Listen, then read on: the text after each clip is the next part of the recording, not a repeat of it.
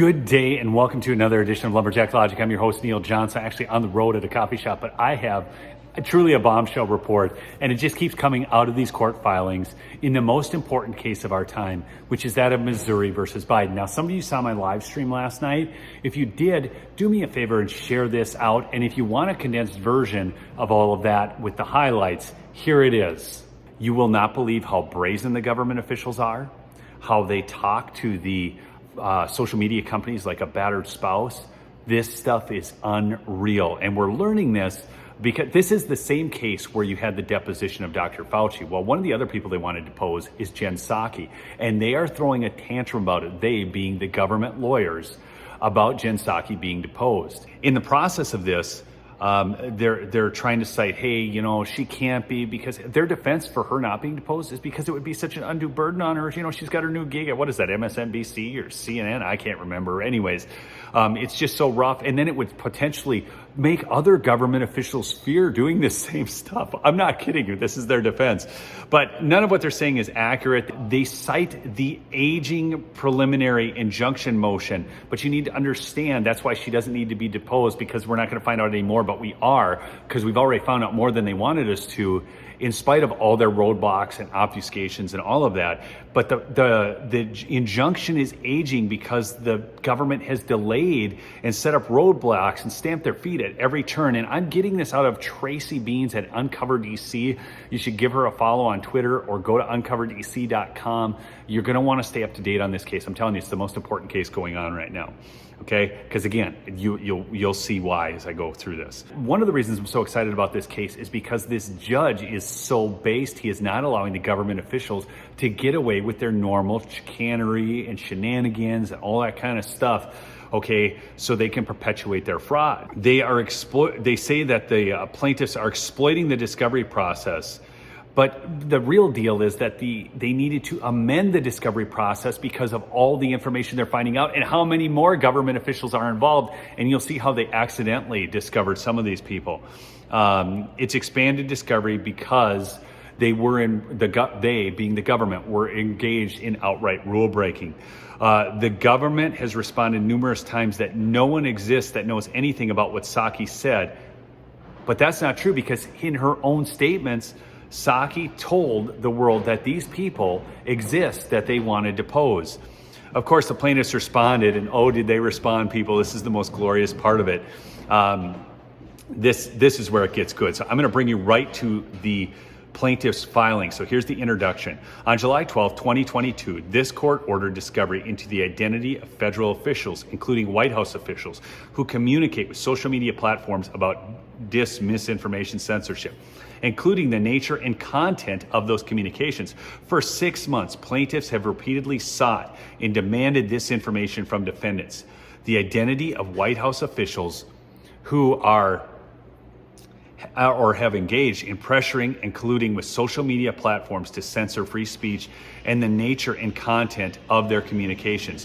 One critical source of this information is Psaki, who made public statements admitting that she knows which White House officials engage with social media platforms about censorship, and what she knows and how she knows what their asks are. The government, however, has stonewalled these requests and tried to run out the clock on the plaintiffs, first by providing vague, evasive written responses to plaintiffs' interrogatories, and second, by hiding behind Psaki's high-level status to block her deposition, while refusing to disclose any lower-level officials who had the same information. They then go on to explain how all these delays and roadblocks have harmed the discovery process. As a result, plaintiffs have been deprived some of the most relevant, most probative discovery authorized by this court's order July 12th, the identities of White House officials who pressure these social media platforms. And so they bring it right up. This court has ordered this. They're not doing it. So they're showing how basically they are in direct violation of court orders, which no judge likes. The plaintiffs go on and say, indeed, plaintiffs sought the depositions of the only two officials that defendants identified in their interrogatory responses with the White House press secretary, Rob Flaherty and Andy Slavitt. And that resulted in highly probative disclosures from Mr. Flaherty last Thursday.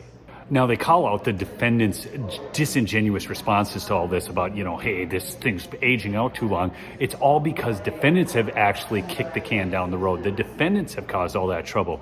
And then they say one of the reasons the court entered this order, that's for, deposing Psaki, was that Psaki publicly admitted that such communications from White House officials are occurring by stating, for example, that members of our senior staff are flagging problematic posts for Facebook and presenting asks about social media censorship, and that such engaging regularly in such communications will continue.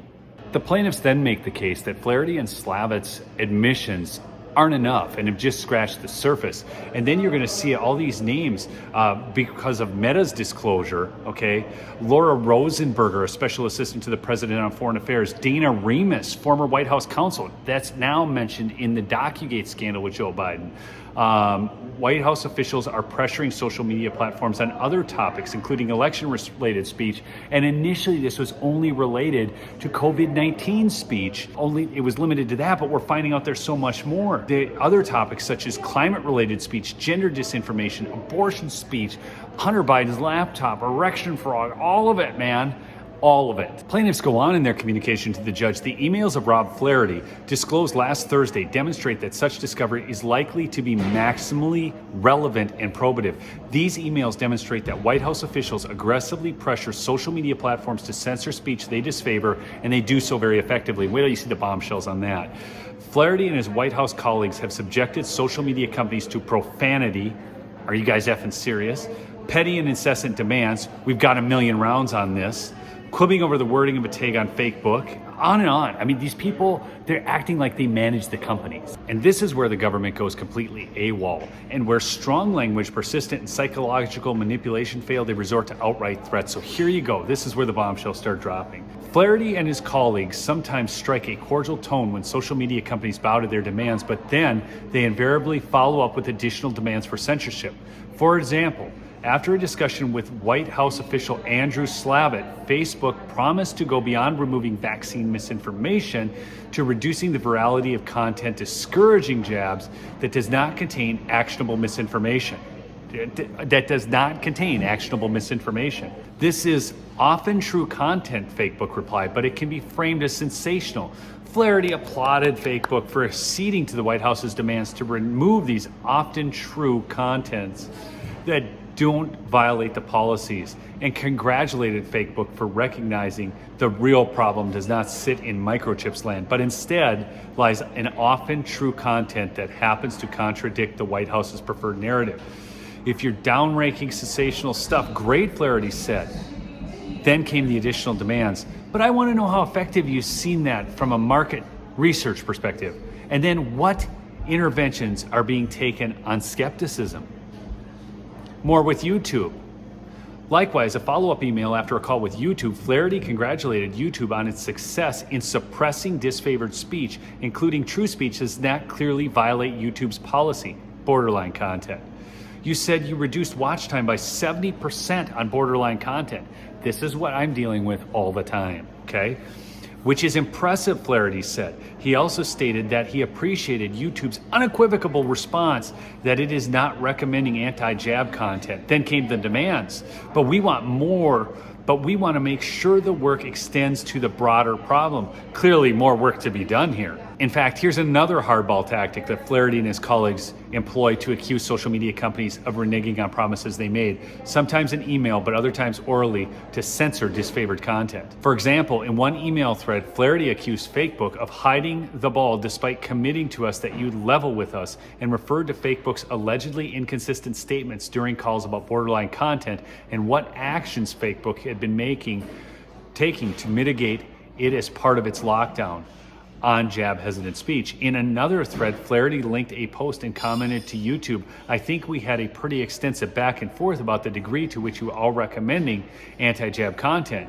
You are pretty emphatic that you were not. This seems to indicate that you are. What's going on here? Then he goes on to threaten the companies. Yes, the government threatening the companies that if they didn't do this, he's belittling them all the time. It's absolutely nuts.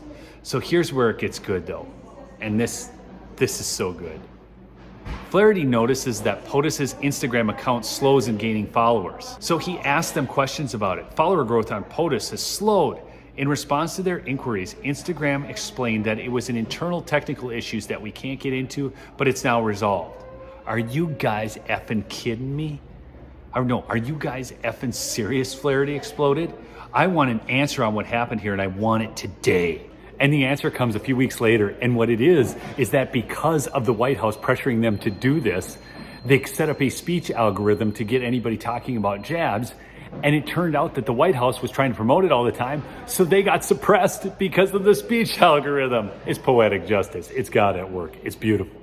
This is your government in action, and never forget that the two things dictators always do first is they take the guns and they silence your speech. Thanks for listening to another episode of Lumberjack Logic. I'm your host, Neil Johnson. Subscribe if you're new. Join the family. See you later. Peace out.